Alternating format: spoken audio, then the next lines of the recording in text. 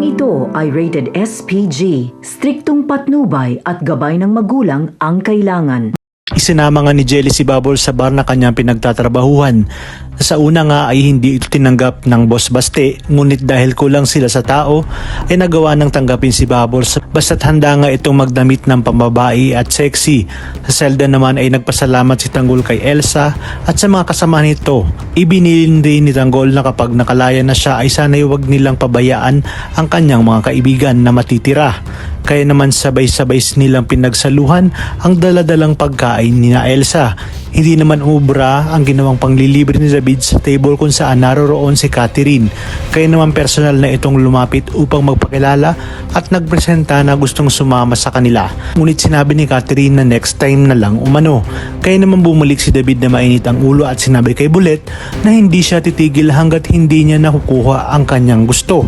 Sinabi naman ni Marcelo kay Dante na unti-unting nabubuo ang kanilang mga plano at kapag nakalaya na nga sila ay isusunod din nila ang kasama ni Tanggol kahit makakabuo na sila ng grupo at hindi nga magsisisi si Senyor Facundo sa pagtulong nito sa kanila at siguradong matutuwa ito kay Tanggol. At ang mga dapat nating abangan sa paglabas ni Bubbles ay matutulala si Boss B dahil ibang iba ang itsura ni Bubbles at nabibighani ito sa kanyang ganda. Ipinangako naman ni Bubbles na gagalingan niya upang mas malaki ang tips sa kanya.